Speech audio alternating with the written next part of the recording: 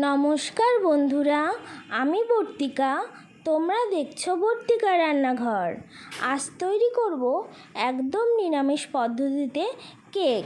তাহলে তোমরা দেখতে থাকো।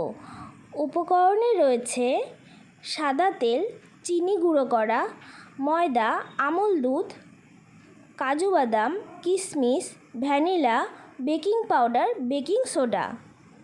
প্রথমে একটা পাত্রে 2 কাপ পরিমাণ সাদা তেল নিয়ে নিলাম। 2 কাপ পরিমাণ চিনির গুঁড়ো নিয়ে নিলাম। এবার তেলের সাথে চিনিটা খুব ভালো করে মিশিয়ে নিচ্ছি। 2 কাপ পরিমাণ ময়দা দিতে হবে, কিন্তু তোমরা একসাথে দেবে না, আমার মতো অল্প অল্প করে দিয়ে মিশিয়ে নেবে। দেখো বন্ধুরা, আমি খুব ভালো করে মিশিয়ে নিচ্ছি।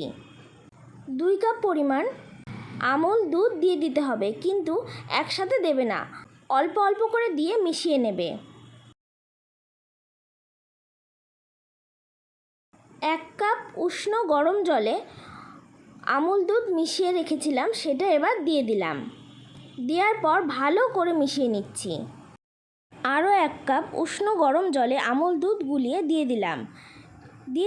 1 চামচ বেকিং সোডা, 1 চামচ বেকিং পাউডার, 1 চামচ পরিমাণ ভ্যানিলা। ভালো করে মিশিয়ে নিতে হবে।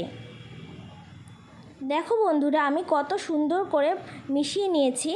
ঠিক এই পর্যায়ে যখন মিশ্রণটি এমন দেখতে লাগবে এবং ব্লেন্ডারের গায়ে একটুও লেগে থাকবে না, তখনই তোমরা বুঝে যাবে যে তোমাদের মিশ্রণটি একদম তৈরি হয়ে গিয়েছে। এবার যে পাত্রে আমি কেকটা তৈরি করব, সেই পাত্রে একটু ভালো করে তেল মাখিয়ে নিচ্ছি। বাটির সাইজের গোল করে একটি কাগজ কেটে নিয়েছিলাম, সেটা দিয়ে দিলাম। বাটির ধারগুলোতেও কাগজ দিয়ে দিলাম।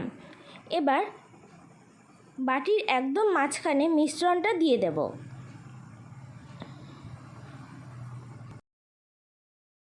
বাটিটা একটু ঝাঁকিয়ে নিতে হবে, যাতে কোনো জায়গায় ফাঁকা না থাকে।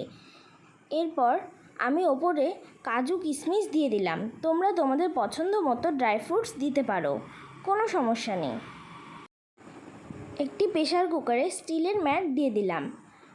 প্রেসার কুকারটা আমি আগে থেকেই প্রিহিট করে রেখেছিলাম। এবার একটি সাঁড়াশির সাহায্যে বাটিটা বসিয়ে দিলাম। ঢাকা দিয়ে দেব মিডিয়াম আঁচে 30 মিনিটের জন্য। ঢাকা তুলে দেখো বন্ধুরা, আমার কেকটা একদম তৈরি হয়ে গিয়েছে। এবার তুলে নেব। এবার কেকটাকে বাটি থেকে তুলে নিয়ে কাগজটা খুলে নেব। বন্ধুরা, তোমাদের কেটে দেখাচ্ছি, দেখো কতটা নরম হয়েছে। অবশ্যই তোমরা একবার বাড়িতে ট্রাই করে দেখো, তোমাদের ভীষণ ভালো লাগবে। আমার রেসিপিটি যদি তোমাদের ভালো লেগে থাকে, তাহলে লাইক, কমেন্ট, শেয়ার এবং আমার চ্যানেলটিকে সাবস্ক্রাইব করে দিতে ভুলো না। আর অবশ্যই বাড়িতে একবার ট্রাই করে জানিও তোমাদের কেমন লাগলো। আজকের মতো টাটা।